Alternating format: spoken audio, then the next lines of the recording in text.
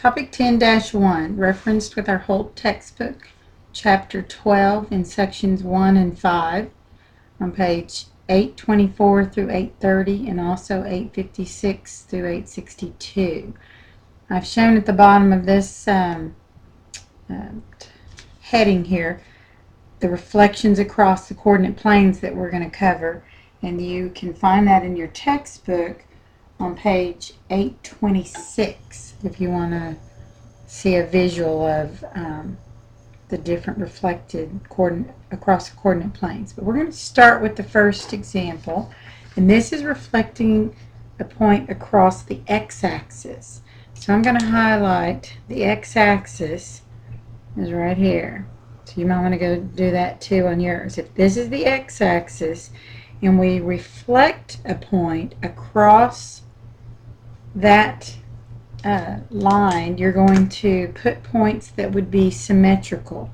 Well, first I have noted the actual A. What A is -3 and up 4. B is 4, 2, and C -1 down to -4. This is important to know that the second one you've drawn has the asterisk. Each of these letters have an asterisk by it, because if you reflect A over here, then you are counting 1, 2, 3, 4 units. To get to A, we're 4 units up, so you're going to go 4 units down. So therefore your A would be here.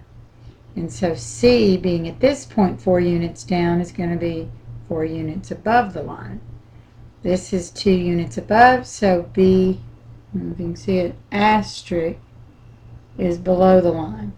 So just know that this denotes the change that took place once you've reflected those points. So this figure would look like, you can actually join these points if you want, but for this lesson we're really just looking at the pattern. So the pattern is, if you start with an XY, going across the x-axis does nothing to change your x value, but your y value will be its opposite. If it was negative to start with, it's going to be positive. But if it's positive to start with, it's going to be negative. So really you look at that not necessarily as a negative, but as an opposite. Okay, example number 2.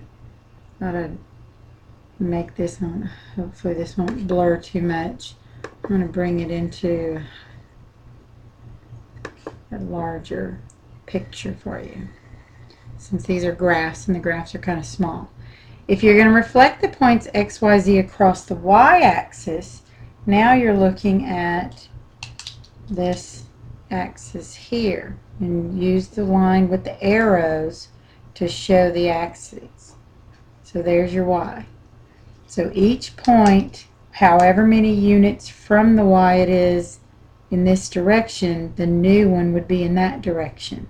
Same thing with the y. The y was positive 6 units, so it's going to be in the -6 on this this side. This is 2 positively and 2 toward the negative. So plot the points, show its opposite, and notice what happens here. Instead of the opposite y happening, it's the opposite of the x. So when you're reflecting across the y-axis, your opposites change in your x value and the y values stay the same. Respectfully, the difference in when it's crossing the x-axis. Okay, you can pause it and copy those plotted points down if you'd like, but I'm going to go ahead and go through example 3. On this example, they're wanting you to reflect the triangle RST across the y equals x line. This, if you wanted to use your graphing calculator, it would show you, if you type in y equals just an x, you're going to get a line that goes 1, 1, 2, 2, 3, 3, -1, -1, -2, -2, -3, -3, and so on. So what they're reflecting is across the xy axis. This is an important one to basically know what happens to the rule. The rule is the x value in the first position changes and your x value becomes whatever the y was. The y changes places and becomes what the x is. So really you're just flipping your values. So if you plotted the points for this first one, and then all you're doing is taking that same value and moving it to your y placement.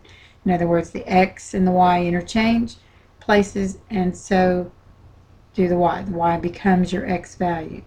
Because you have to remember that in a plotted point, when you're reading and drawing, it's the movement of your x value first, and then the movement of the y value.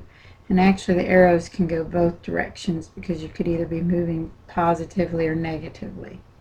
But the movement, this is your movement. So you have to remember that when you walk -6, you're going this direction, and then -1.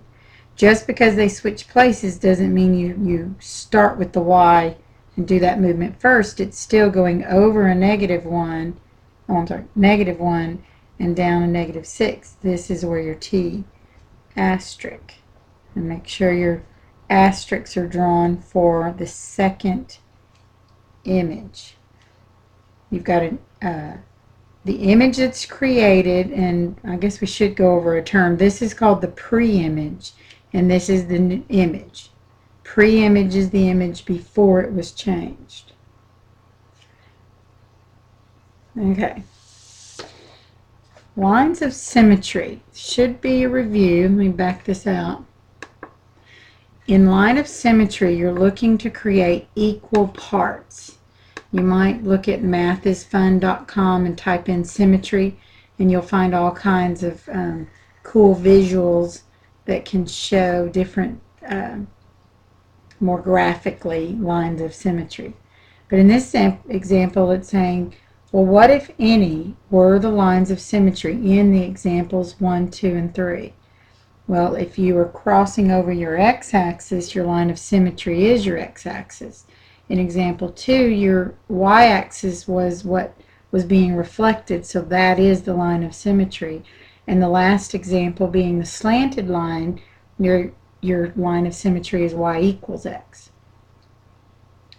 Okay, for the last examples with the pictures, you're drawing lines of symmetry if there are any, and then go ahead and name how many lines of symmetry there are. Well, with a smiley face, you're only going to have one, the dotted line shown. With a hexagon, if you'll notice carefully all the dotted lines, there really are only 6 going straight through.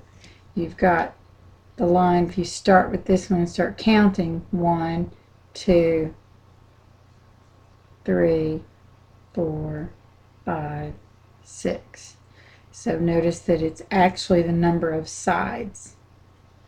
On a circle, this is an infinity line. It goes to infinity. No matter what equal distant point I put from here to the other end, I can draw an infinite numbers of line of symmetry as long as I go through the center of the circle.